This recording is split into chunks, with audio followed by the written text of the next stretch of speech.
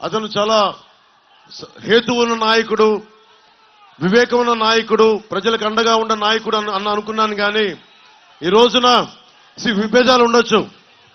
నేను చంద్రబాబు గారితో విభేదించాం, చింతమనేని ప్రభాకర్తో విభేదించాం. ఎక్కడా కూడా పాలసీ దాటి వ్యక్తిగతంగా కానీ ఒక్క మాట మాట్లాడాలి. ఆయన కూడా అంతే, నాతో మాట్లాడారు, విభేదించాం.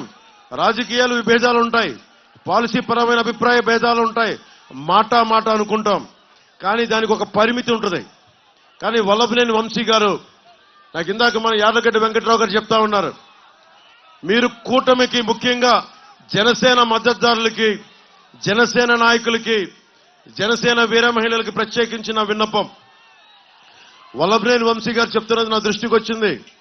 మీరు ఓటు ఎంపీగా బాలశౌరి గారికి వేసి మనకి గన్నవరం ఎమ్మెల్యే మట్టుకు నాకేయండి అని అడుగుతున్నారని.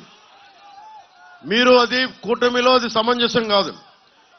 ముఖ్యంగా మనం అందరం గౌరవించే తెలుగుదేశం వ్యవస్థాపక అధ్యక్షులు స్వర్గీయ నందమూరి తారక రామారావు గారు, మీకు తెలుసు ఆయన అంటే నాకు ఎంత ఇష్టమో. ఆయన పాటలు కూడా నేను సినిమాలో పెట్టుకున్నాను. ఆడవారి మాటలకు అర్థాలు వేరులేను. ఆయన సినిమాలకి, ఆయన పాత సినిమాలకి అంత అభిమానం. అలాంటి వ్యక్తికి మహోన్నతుడికి పుట్టిన ఆయన కుమార్తెని వల్లభనేని వంశీ గారు ఆ రోజున నాకు అసెంబ్లీలో మాట్లాడడం చాలా బాధ కలిగించింది, నిజంగా బాధ కలిగించింది.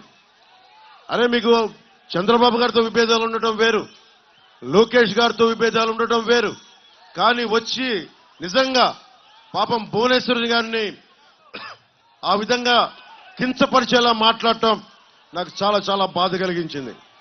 జనసేన ఊహించుకోండి, భువనేశ్వరి గారిని అంటే నా సోదరుని అన్నట్టే, భువనేశ్వరి గారిని అన్నట్టు నా సోదరుని అన్నట్టే.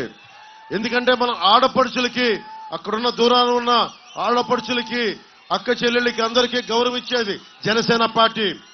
నాయకులతో అభిప్రాయ భేదాలు ఉండొచ్చు, వైసీపీ నాయకులతో అభిప్రాయ భేదాలు ఉండొచ్చు, జగన్ గారితో కూడా విభేదాలు ఉన్నాయి. కానీ ఎప్పుడు కూడా వారి సతీమణిని ఎప్పుడు కించపరిచేలా మాట్లాడలేదు. తగ్గించం, అది మన సంస్కారం, మన పెద్దలు నేర్పించిన సంస్కారం. కానీ వల్లభనేని వంశీ గారికి ఓటు కనుక జనసేన మద్దతుదారులు వేస్తే స్త్రీని అగౌరవపరిచిన వ్యక్తికి, ఆడవారిని అగౌరవపరిచిన వ్యక్తికి, మా సోదరుని అగౌరవపరిచిన వ్యక్తికి మనం మద్దతు తెలిపినట్టే.